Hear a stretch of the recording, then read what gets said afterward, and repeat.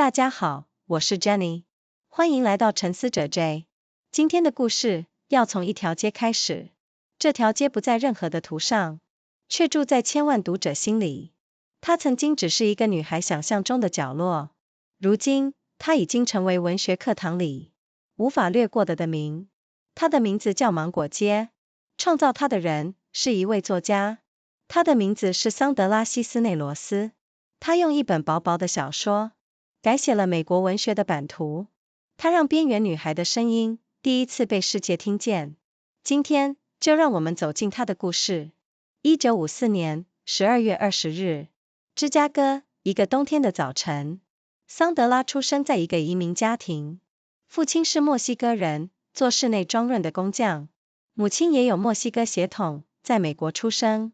这个家庭一共生了7个孩子，桑德拉是唯一的女儿。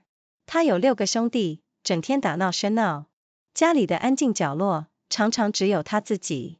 她出生后1年，母亲又生了一个女儿，那个妹妹没能活过婴儿期，这份失落悄悄藏进家族记忆。桑德拉的童年并不安定，父亲常常思念故乡墨西哥城，每隔一段时间，全家就会搬迁，有时候搬到芝加哥的另一个社区，有时候他们会跨越国境回到墨西哥城。一次又一次的搬家让他没有固定的家，他常常是班上最新来的孩子。他听着兄弟们用英语吵闹，也听着长辈用西班牙文交谈，2种语言在他耳边轮流出现。这份漂泊让他很早就明白一件事，真正的家未必是一个的址。他渴望一个真正属于自己的房子，这份渴望后来成了他写作的核心。在6个兄弟之间长大，桑德拉很早就感受到差别待遇。家里的规矩对男孩与女孩并不相同，兄弟们可以晚归，可以自由出门，桑德拉却常常被要求留在家里协助家务。这种不平等后来成为他作品里反复出现的主题。他笔下的女性角色常常想挣脱类似的束缚。在这样流动的生活里，母亲是他的依靠。母亲没有受过太多正式教育，但她热爱阅读，也鼓励女儿读书。母亲常常带桑德拉去公共图书馆，那里安静、温暖，属于桑德拉一个人。书本成了他最早的朋友。父亲则喜欢哼唱老家的歌谣，餐桌上的故事总带着墨西哥的乡愁。10岁那一年，桑德拉写下第一首诗，老师读完，露出惊讶的表情。从那天起，他在校园里有了一个称号，同学叫他诗人。不过那段时间，他没有继续写诗，直到进入高中，文字才重新回到他笔下。他就读一所全是女生的天主教学校，他在校刊发表作品，逐渐找到自信，写作成了他安放心事的角落。高中毕业后，桑德拉进入罗耀拉大学，这所大学在芝加哥，离家不远。他主修英语文学，大量阅读经典。不过那些经典里几乎找不到像他的人，没有墨西哥裔女孩，没有移民家庭故事。他开始怀疑自己的故事是否值得书写。大学毕业后，他做出一个重要决定，他申请了爱荷华大学写作工作坊，这是全美最顶尖的写作研究所。在那里，他遇见了真正的冲击。教室里大多是白人男性学者，他们讨论的世界与他的成长经验截然不同。有一次课堂讨论，主题是家的意象，同学描述的是宽敞气派的大宅。桑德拉听着，内心涌出强烈的羞愧。他成长的房子狭小、拥挤，墙壁斑驳。那一刻，他突然明白了一件事，他和同学们活在完全不同的世界。他也明白，没有人能替他说出这个世界。1976年，他拿到罗耀拉大学的学士学位。2年后，他又拿到爱荷华大学的硕士学位。这份羞愧后来转化成力量。他决定不再模仿别人的声音，他要写只有他才能写出的故事。他要写芝加哥拉丁裔社区的真实生活。他要写那些被忽略的女孩与女人。这个决定成为他写作生涯的转捩点，也成为日后奇卡纳文学的重要起点。完成学业后，桑德拉没有立刻成名。她当过高中老师，教导弱势学生。她也做过大学招生顾问。她协助许多少数族裔学生申请大学。这些工作让她更贴近真实的社区生活。白天教书，夜里写作，成了她的日常节奏。1982年，她获得一项重要补助，美国国家艺术基金会提供她创作经费。她飞往希腊，专心完成手边的书稿。后来，她又前往法国，进驻一处艺术村。远离家乡的安静环境，让她终于完稿。1980年，桑德拉出版第一本诗集，书名叫做《坏男孩》，篇幅短小精炼。这本诗集展现了她独特的语感。4年后，她交出真正的代表作。1984年，《芒果街上的小屋》出版了。这本书由一家规模不大的出版社印行。全书由44个短篇构成，结构像诗。叙述者是一个12岁的女孩，她的名字叫艾斯佩兰莎·科德罗。故事背景设定在芝加哥的拉丁裔社区。书名里的那间小屋并非真实存在，它是桑德拉许多个家的综合体。她把童年所有不安的记忆揉进这个意象。芒果街这个的名也是虚构的场景。桑德拉一家从未真正住过这条街。这本书用孩子澄澈的眼睛看世界。艾斯佩兰莎渴望拥有自己的房子。她观察邻里女性的命运，充满同情。有些女人被困在婚姻与贫穷里，有些女人被传统规矩束缚着。艾斯佩兰莎在书末做出一个承诺，她要离开芒果街，但永远记得这里。她要为留下的女孩们写下她们的故事。书中有一个篇章特别让读者难忘，那一篇叫做《我的名字》。艾斯佩兰莎说，她的名字带着力量。这个名字来自她墨西哥的曾祖母。那位曾祖母曾经渴望逃离自己的命运，名字里同时藏着希望，也藏着悲伤。这个篇章后来成为许多读者的最爱。它精准捕捉了移民后代的身份困惑。书中还有另一个篇章，描写一群女孩的小脚。女孩们穿上邻居阿姨送来的高跟鞋，走上街头。她们第一次感受到，身体开始吸引别人的目光。这份新奇与不安，被桑德拉写得既真实又温柔。另一篇，描写艾斯佩兰莎渴望属于自己的房间。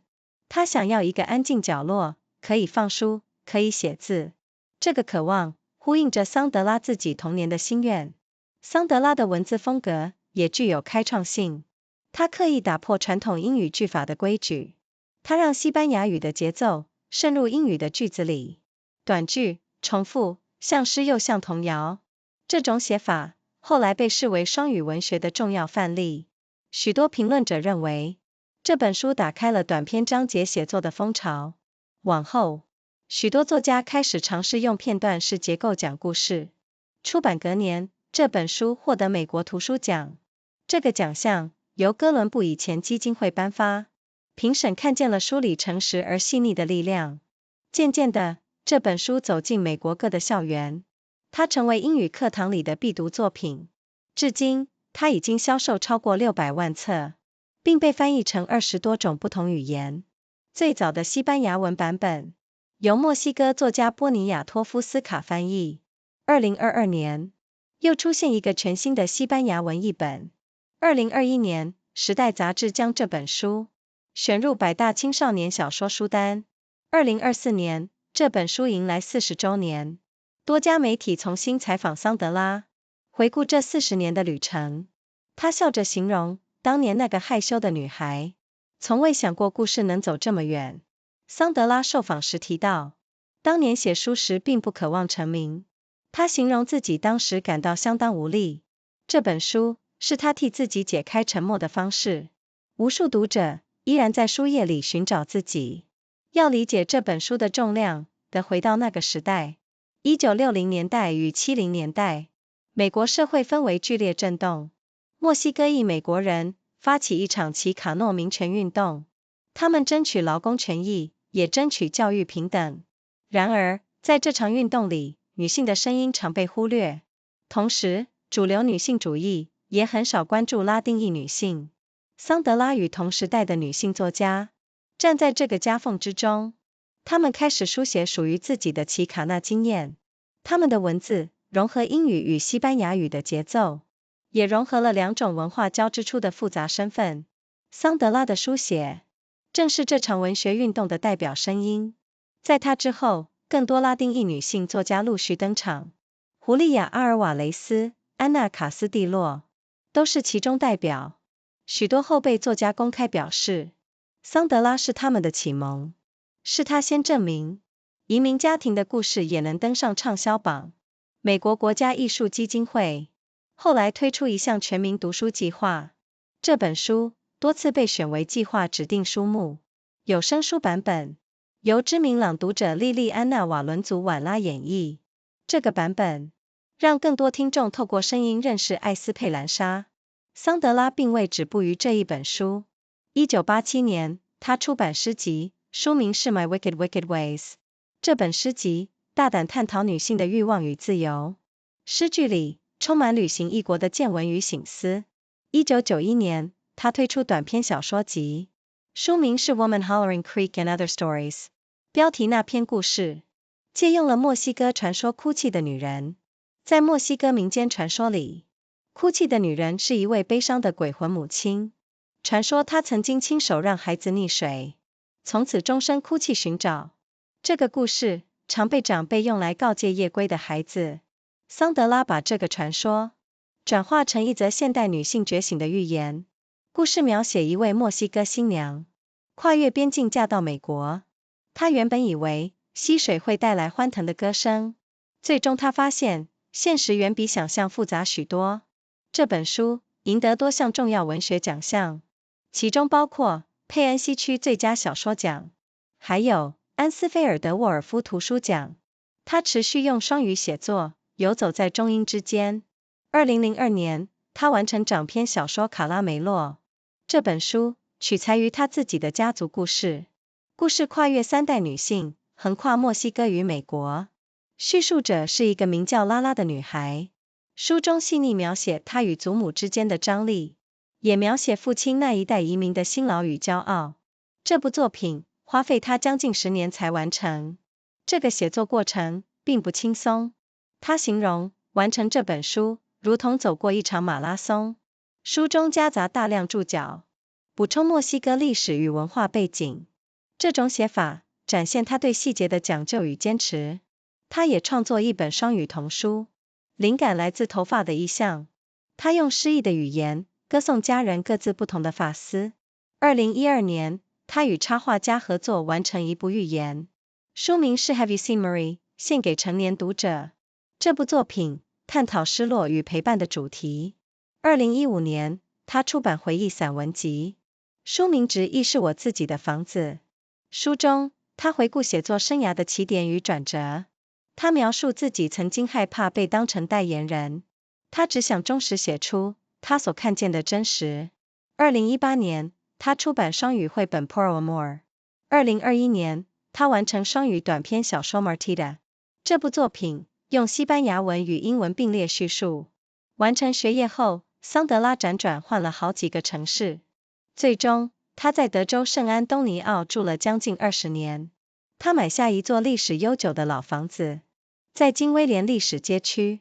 他把房子漆成鲜艳的薰衣草紫，搭配青绿色窗框。这个颜色灵感来自德州墨西哥裔的传统民居，邻居们却向历史保存委员会提出抗议。委员会认为这种颜色不符合街区的历史规范。这场颜色之争迅速登上的方新闻版面。桑德拉提出反驳，他指出问题的根源所在。他说，德州墨西哥裔社区的历史长期被忽视，保存委员会的记录里几乎找不到他们的痕迹，所以委员会根本无法证明紫色不属于历史色彩。这场争议最后以双方妥协收场，房子保留了鲜艳色彩，多年后才改漆成粉色调。桑德拉也借着这段时间推动社区阅读计划。他与圣安东尼奥公共图书馆基金会合作，这项计划让郡内每个新生儿都能拿到借书证，还附赠双语绘本以及双语摇篮曲光碟。除了写作，桑德拉也喜欢绘画与表演。他认为文字与图像都是诉说故事的方式。他也曾在圣安东尼奥的湖畔圣母大学担任驻校作家。即使到了2020年代，他仍然频繁出席校园讲座。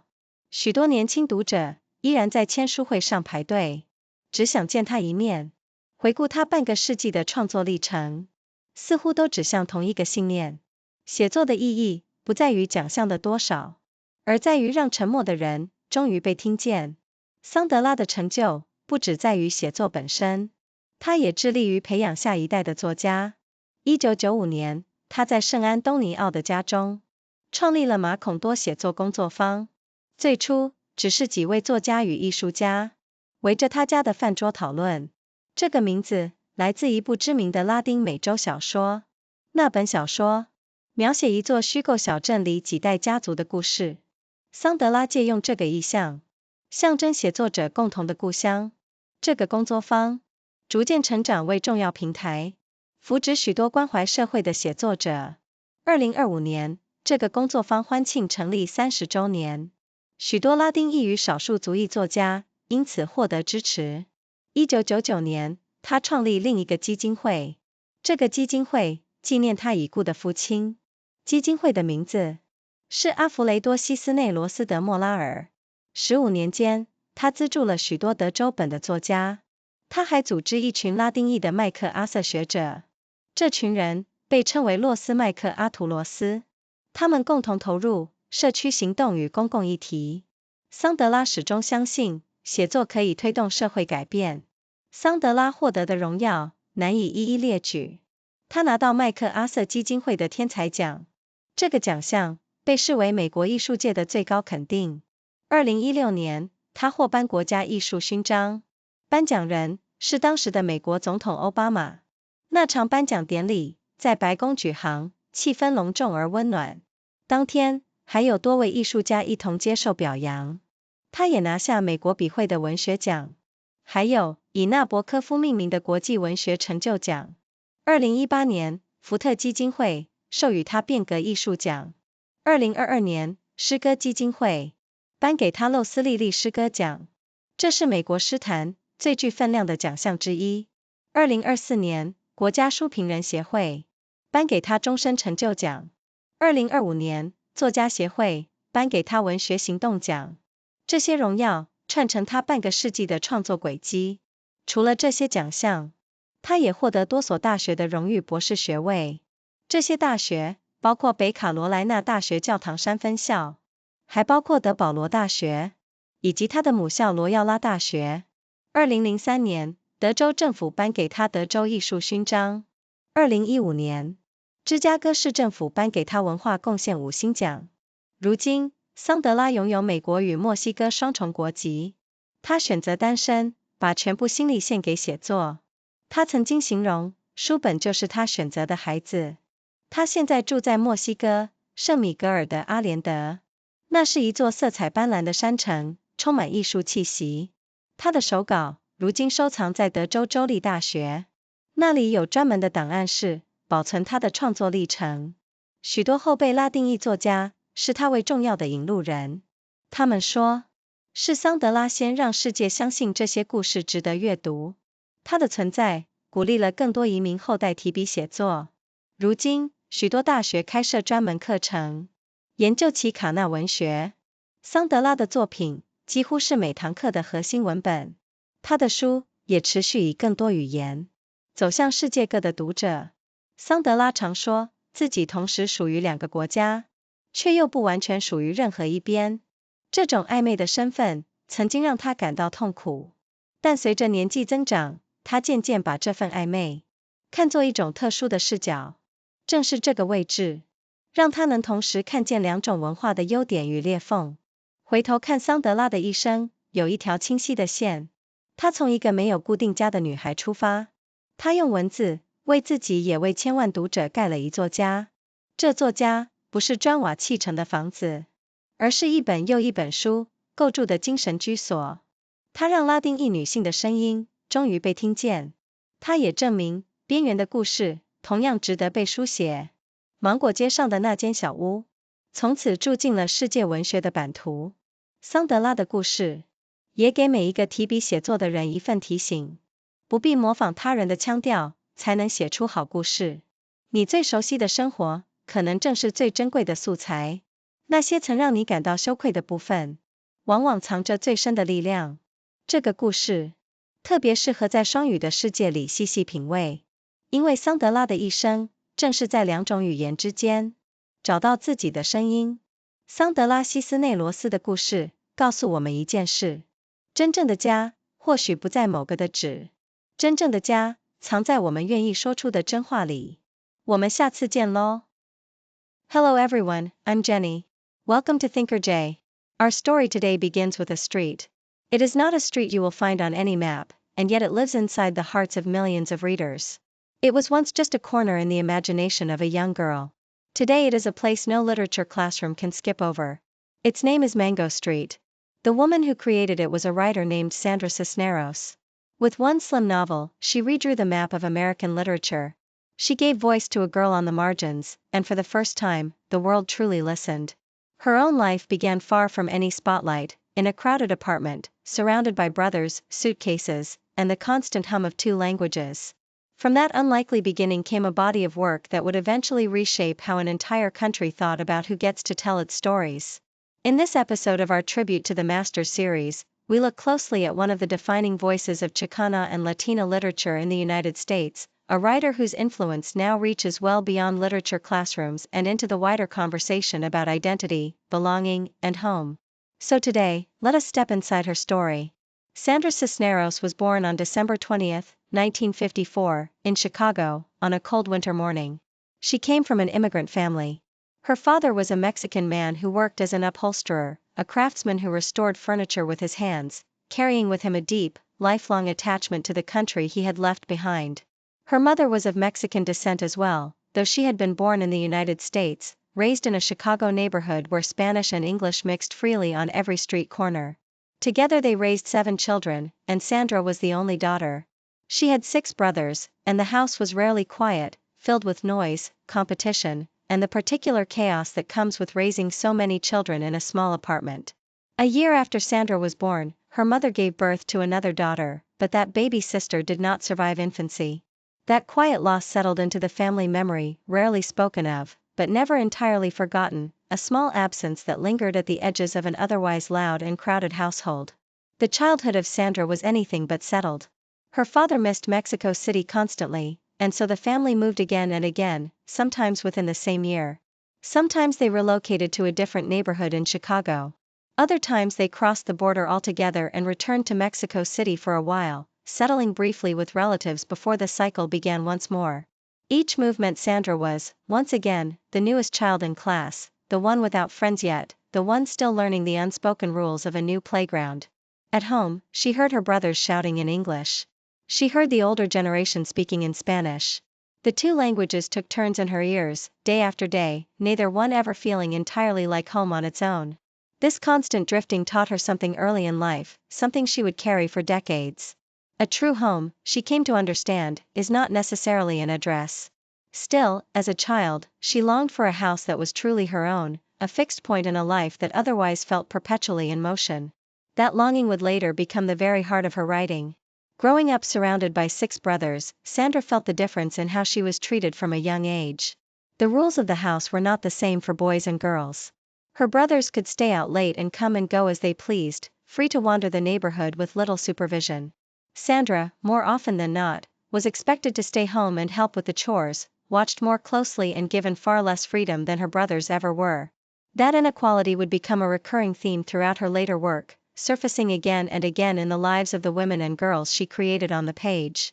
Again and again, the women in her stories longed to break free of similar constraints, whether imposed by family, by tradition, or by the unwritten expectations of the neighborhoods they grew up in.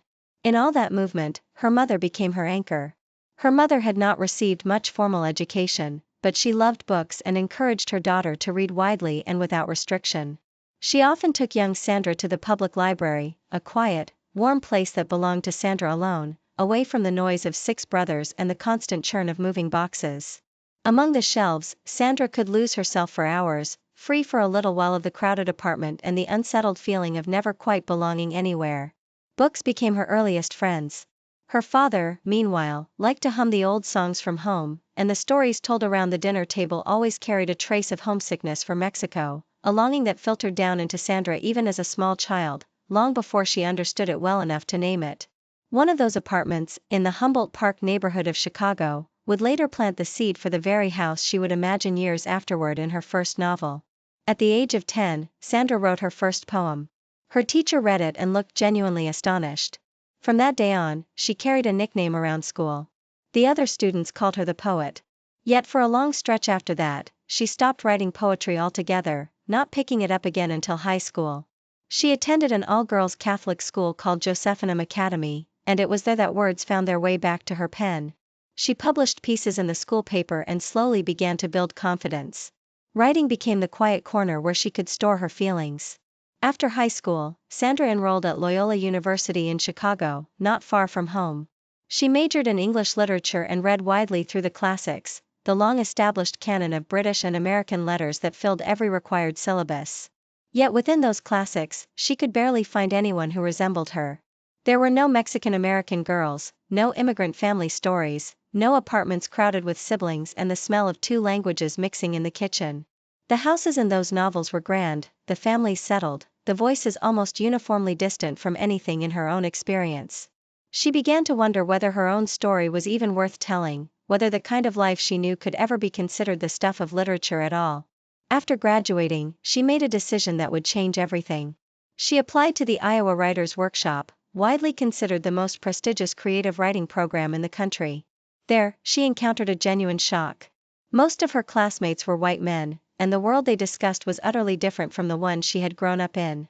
During one class discussion, the topic turned to the image of home, an exercise meant to explore memory and metaphor in poetry.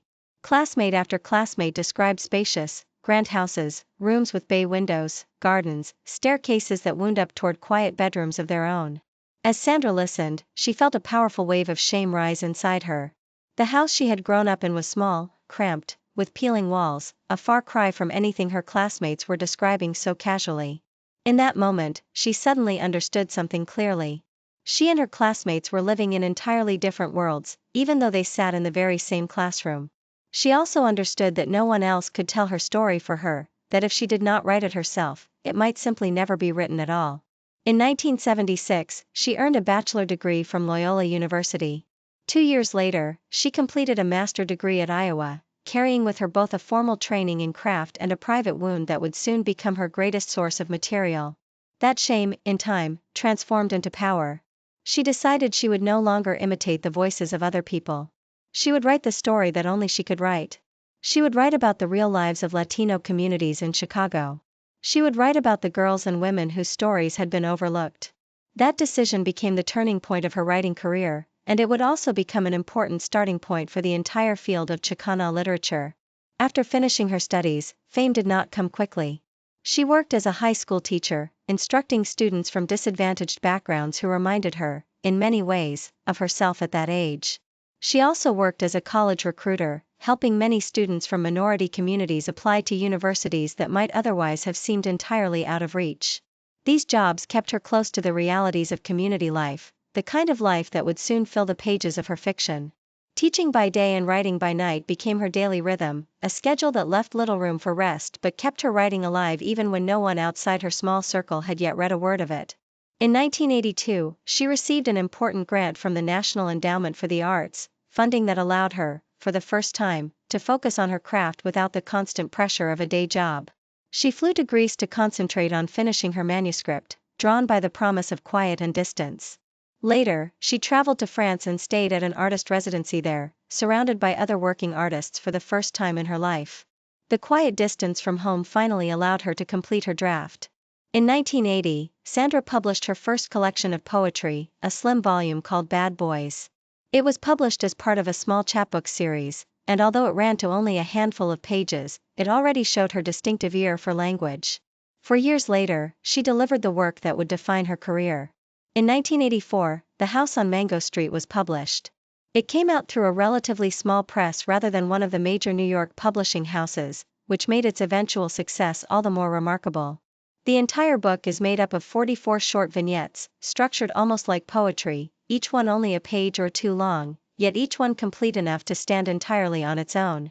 The narrator is a 12-year-old girl named Esperanza Cordero, and the story is set in a Latino neighborhood of Chicago, not unlike the one Sandra herself had known growing up. The little house in the title does not actually exist. It is a composite of the many homes Sandra herself had lived in. She poured all the restless memories of her childhood into that single image. Mango Street itself is also an invented setting.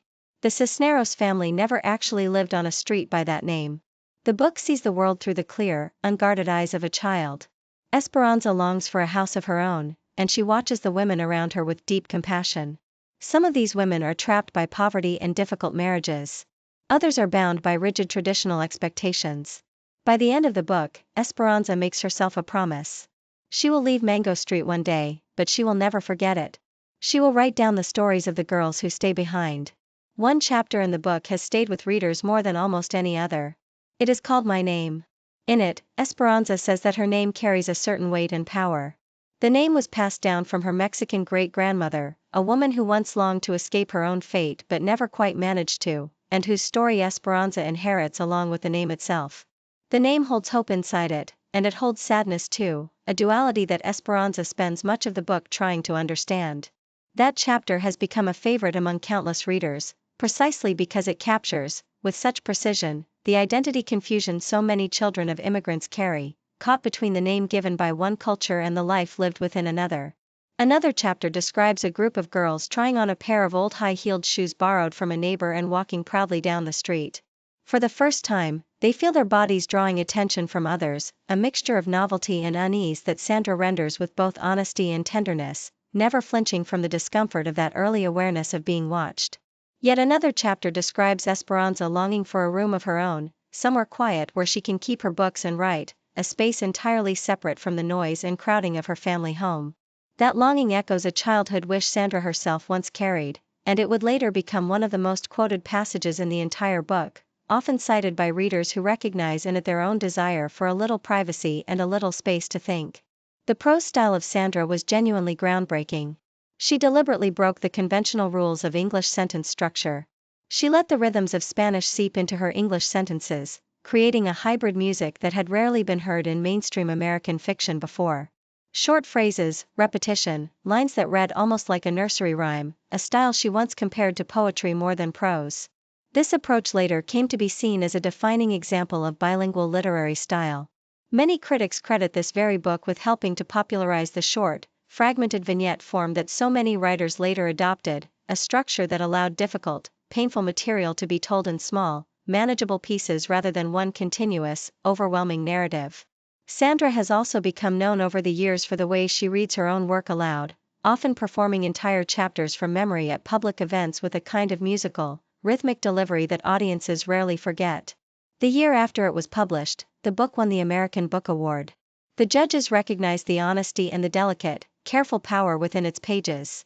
Gradually, the book made its way into classrooms across the United States. It became required reading in countless schools. To this day, it has sold more than 6 million copies and has been translated into more than 20 languages. The earliest Spanish translation was completed by the celebrated Mexican writer Elena Poniatowska. In 2022, an entirely new Spanish translation appeared. In 2021, Time magazine included the novel on its list of the 100 best young adult books of all time. In 2024, the book celebrated its 40th anniversary, and many outlets interviewed Sandra again, looking back across 4 decades. She laughed and described how, back then, the shy young woman writing those pages could never have imagined the story would travel so far. In interviews, Sandra has noted that fame was never her ambition when she wrote it. She has described feeling profoundly powerless at the time, and the book became her way of finally breaking her own silence. The road to the classroom has not always been smooth, however. Precisely because the book speaks so plainly about poverty, sexuality, and violence, it has also been the target of real controversy over the years. In 2010, the state of Arizona passed a law that led school officials in Tucson to remove more than 80 books from a Mexican-American studies program, and the house on Mango Street was among them. Years later, in 2017, a federal court found that law to be unconstitutional, and the books were eventually allowed to return to the classroom.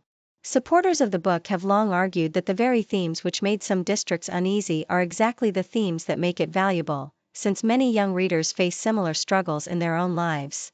Even now, countless readers still search those pages for themselves. To really understand the weight of this book, it helps to step back into its era. Across the 1960s and 70s, American society was shaking under enormous social change. Mexican Americans launched the Chicano civil rights movement, fighting for labor rights, fair wages for farm workers, and educational equality, a movement that brought new pride and visibility to Mexican American identity across the country. And yet within that very movement, the voices of women were too often pushed aside, expected to support the cause without necessarily being heard as leaders or as artists in their own right.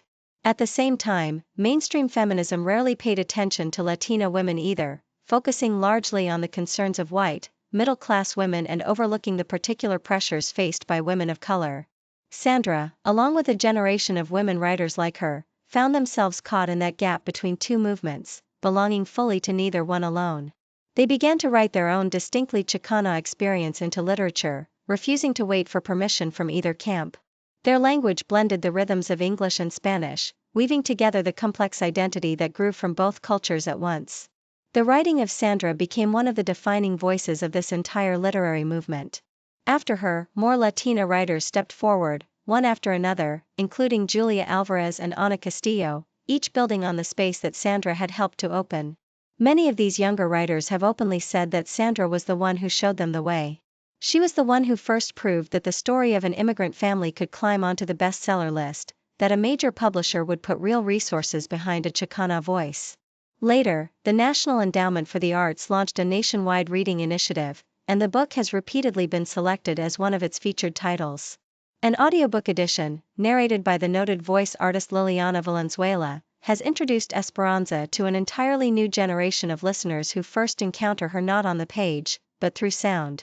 It is also worth placing Mango Street within the wider literary landscape of its moment. The 1980s and 90s saw a broader flourishing of what came to be called multicultural American literature, as more publishers began to take seriously the idea that the American story had always been told in many different voices at once, not just one. The work of Sandra arrived as part of that larger shift, alongside writers exploring Chinese American, African American, and Native American experience in their own distinct ways. Within that wider movement, Sandra carved out a specifically Chicana space, insisting that the particular history of Mexican Americans, neither fully immigrant nor fully native to the land, deserved its own chapter in the American literary story rather than being folded quietly into the chapter belonging to someone else. Sandra did not stop at this one book. In 1987, she published a poetry collection called My Wicked Wicked Ways. The poems explored female desire and freedom with real boldness, filled with the impressions and reflections gathered from her travels abroad, a body of work that surprised some readers who expected something quieter from the author of Mango Street. In 1991, she released a collection of short stories called Woman Hollering Creek and Other Stories. The title story borrows from a Mexican folk legend known as the Weeping Woman. In Mexican folklore, the Weeping Woman is a sorrowful ghostly mother who wanders near rivers and creeks at night. Legend says she once let her own children drown, and ever since, she has wandered the earth crying out in search of them, a tale often used by elders to warn children not to stay out too late at night, lest the weeping woman mistake them for her own lost children. Sandra transformed that legend into a parable of modern female awakening. The title story follows a Mexican bride who crosses the border to marry in the United States, settling into a small house near a creek that the local women claim once carried the cries of the legendary Weeping Mother. She had imagined the waters of the creek would carry a joyful song, a sound to match the romance and hope she felt about her new life. What she finds instead is a reality far more complicated than she ever expected, one shaped by isolation, a difficult marriage, and a slow awakening to her own strength. The collection won several major literary honors, including the PEN Center West Award for Best Fiction, the Quality Paperback Book Club New Voices Award, the Anisfield Wolf Book Award, and the Lannan Literary Award. Throughout, she continued writing bilingually, moving fluidly between English and Spanish. In 2002, she completed her long-awaited novel, Caramello. The book draws on her own family history, following 3 generations of women across both Mexico and the United States, beginning with a sprawling summer road trip from Chicago down to Mexico City, much like the one Sandra herself experienced as a child, packed into a single car with siblings, grandparents, and far too much luggage. The narrator is a girl named Lala, a stand-in for Sandra herself in many small but telling ways. The novel carefully portrays the tension between Lala and her grandmother, a relationship full of both friction and unexpected tenderness, alongside the labor and pride carried by the immigrant generation of her father. The book took nearly 10 years to complete. The writing process itself, by her own account, was anything but easy. She has described finishing it as something like running a marathon, a project so large and demanding that it tested every skill she had built across her career. The novel is packed with footnotes that add layers of Mexican history and culture, weaving real historical detail into the fictional family saga, a style that reveals just how much care and persistence she brought to every detail. She also created a bilingual book for children, inspired by the imagery of hair, celebrating, in poetic language, the different textures and styles found within one family, from curly to straight, from tangled to neat, each one a small portrait of belonging. In 2012, she collaborated with an illustrator to complete an adult fable called Have You Seen Marie?, exploring themes of loss and companionship through the story of a missing cat and the grief of an adult mourning her own mother, told in a picture book format intended for grown readers rather than children. In 2015, she published a memoir in essays. Its title translates roughly to A House of My Own. In it, she looked back at the origins and turning points of her writing career, revisiting many of the homes, both literal and figurative, that had shaped her along the way, including the very controversy over her purple house in San Antonio. She described how she had once feared being treated as a spokesperson for an entire community, a label that came with the success of Mango Street but never quite matched how she saw her own work. All she ever wanted, she explained, was to write honestly about what she herself had witnessed. In 2018, she published a bilingual illustrated book called Puro Amor, a tender imagining of a day in the life of the painter Frida Kahlo, focusing on her many beloved pets and her tempestuous marriage to the painter Diego Rivera. In 2021, she completed a bilingual novella called Martita, told side by side in Spanish and English, the story of a brief but lasting friendship between two women separated for decades by distance and circumstance. After finishing her studies, Sandra moved through several cities before eventually settling in San Antonio, Texas, where she lived for nearly 2 decades. She bought a historic old house in the King William Historic District, one of the oldest and most expensive neighborhoods in the city, and turned it into both a home and a working studio. She had it painted a vivid shade of lavender purple with turquoise trim, colors inspired by traditional Tejano homes in Texas, the kind of bold, joyful palette she remembered from her own childhood and from the homes of Mexican-American families across the region. Her neighbors objected and brought their complaint to the local Historic Design and Review Commission, which argued the colors did not fit the historic guidelines of the neighborhood. The color dispute quickly made local headlines, and before long, tourists were stopping their cars outside the house just to take photographs, while one enterprising neighbor reportedly set up an iced tea stand to sell drinks to the onlookers. Sandra pushed back, arguing that this was precisely the problem. She pointed out that the history of Mexican-American communities in Texas had long been overlooked by the very institutions meant to preserve local history. The preservation records, she noted, contained almost no trace of them at all, no photographs, no architectural studies, no recognition of their homes as worthy of protection in the first place, which meant the commission had no real grounds to claim that purple was somehow not historically appropriate. The dispute eventually ended in compromise. The house kept its bold colors for years, becoming something of a local landmark in its own right, before she later repainted it a softer shade of pink and eventually sold the property altogether. During this period, Sandra also helped launch a community reading initiative, partnering with the San Antonio Public Library Foundation on a program that gave every newborn in the county a library card, along with bilingual picture books and a CD of bilingual lullabies, a small but lasting effort to make sure books reached children from their very first days of life. Beyond writing, Sandra has always enjoyed painting and performance as well, believing that words and images are simply two different ways of telling the same story, and she has filled her homes over the years with her own artwork alongside pieces collected from friends and fellow artists across both countries she calls home. She also served as writer-in-residence at Our Lady of the Lake University in San Antonio. Even now, well into the 2020s, she continues to appear frequently at university lectures and public readings, and young readers still line up at her book signings just hoping for a chance to meet her, often clutching copies of Mango Street that have clearly been read and reread many times over. Looking back across half a century of her creative life, nearly everything seems to point toward one single conviction. The meaning of writing, it seems, has never been about how many awards one collects. It has always been about giving voice to those who have been silenced. The achievements of Sandra extend well beyond her own writing. She has devoted real energy to nurturing the next generation of writers. In 1995, she founded the Macondo Writers Workshop, right in her own home in San Antonio. At first, it was simply a handful of writers, artists, scholars, and activists gathered around her dining table for conversation, a loose, informal gathering with no real institutional structure at all. The name comes from a celebrated novel of Latin American literature, a book that tells the story of several generations of one family in a fictional small town.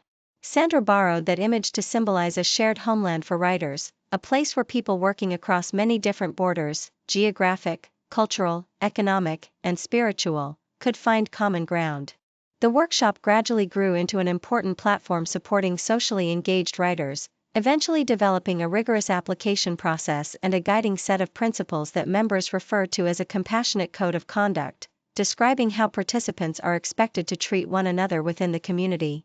In 2025, it celebrated its 30th anniversary, still gathering writers each summer in San Antonio for a week of readings and workshops. Countless Latino and other minority writers have found support through this community over the past 3 decades, with many alumni of the workshop going on to publish award-winning books of their own, often crediting the early encouragement they received there as a turning point in their careers. In 1999, she established a second foundation, named in memory of her late father, the Alfredo Cisneros del Moral Foundation. Over 15 years, it provided funding to numerous writers based in Texas, helping many of them complete projects that might otherwise never have found support. She has also organized a group of Latino MacArthur Fellows known as Los MacArchuros, who work together on community action and public advocacy. Sandra has always believed that writing has the power to drive real social change. The honors Sandra has received are almost too numerous to list in full. Early in her career, she received fellowships from the National Endowment for the Arts in both poetry and fiction, support that helped her keep writing through the lean years before fame arrived. She was later awarded a MacArthur Fellowship, often called the Genius Grant, widely regarded as one of the highest honors in American arts and letters. In 2016, she received the National Medal of Arts. The medal was presented by President Barack Obama himself, in a ceremony held at the White House, the atmosphere both formal and warm, alongside a number of other honored artists that same day. She has also won the PEN America Literary Award, as well as the PEN Nabokov Award for Achievement in International Literature. In 2018, the Ford Foundation granted her its Art of Change Fellowship.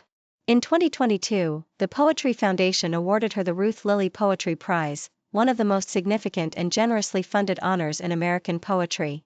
In 2024, the National Book Critics Circle gave her its Lifetime Achievement Award.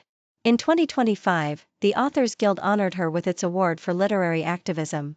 These honors, taken together, trace a creative journey spanning half a century, from a young unknown poet to one of the most celebrated authors in the country. Beyond these awards, she has also received honorary doctorates from several universities, including the University of North Carolina at Chapel Hill, DePaul University, and her own alma mater, Loyola University Chicago. In 2003, the state of Texas awarded her its Texas Medal of Arts. In 2015, the city of Chicago honored her with its 5th Star Award for cultural contribution. Today, Sandra holds dual citizenship in both the United States and Mexico. She chose to remain single, devoting her full energy to writing, and has spoken candidly over the years about the social pressure that choice once brought, particularly within a culture that often expected women of her generation to marry and raise families. She has described it simply as choosing books over children, a decision she has never described with regret. She now lives in Mexico, in the colorful, art-filled mountain town of San Miguel de Allende, a place known for its cobblestone streets, its community of writers and painters, and its slower, more contemplative pace of life. Her manuscripts and papers are preserved at Texas State University, in a dedicated archive that documents her creative journey across the decades, giving scholars and future readers a window into drafts, letters, and the long process behind each finished book. Many younger Latino writers regard her as an essential guide. They say it was Sandra who first convinced the world that these stories deserve to be read at all, who proved that a major publishing house would take a real chance on a voice like hers. Her presence has encouraged countless children of immigrants to pick up a pen themselves, to believe that their own families, their own kitchens and apartments and border crossings, were worthy material for literature. Today, many universities offer entire courses devoted to Chicana literature, and her work sits at the very center of nearly every syllabus, studied alongside history, sociology, and gender studies as much as literature itself.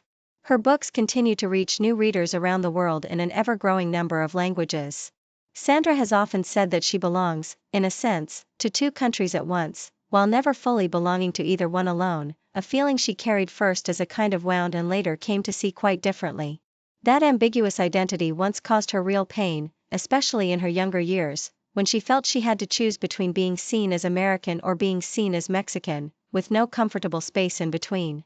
But as the years passed, she gradually came to see that very ambiguity as a unique vantage point, a kind of double vision rather than a deficiency. It is precisely that position, standing at the border between two cultures rather than fully inside either one, that has allowed her to see both the strengths and the fractures within two cultures at the same time, and to write about both with equal honesty. Looking back across the life of Sandra Cisneros, there runs a single clear thread. She set out as a girl with no fixed home, moved from apartment to apartment, from country to country, never quite settling anywhere long enough to call it permanent. And through her words, she built a home, not only for herself but for millions of readers as well. That home is not built from brick and timber. It is built, book after book, into something closer to a dwelling place for the spirit, a structure made of language rather than wood and plaster. She gave the voices of Latina women a place to finally be heard, women who had rarely seen their own lives reflected seriously in American literature before. And she proved that stories from the margins are every bit as worthy of being written down as any story from the center. The little house on Mango Street has, in the end, found its permanent place on the map of world literature, an address that, unlike so many of the real houses Sandra once lived in, will never be left behind.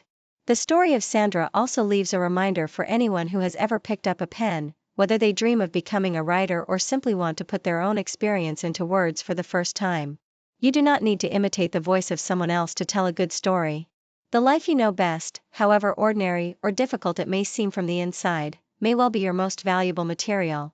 And the parts of your story that once made you feel ashamed, the cramped apartment, the unfamiliar language, the feeling of never quite fitting in, often hold the deepest strength of all, once you are finally willing to look at them directly and write them down.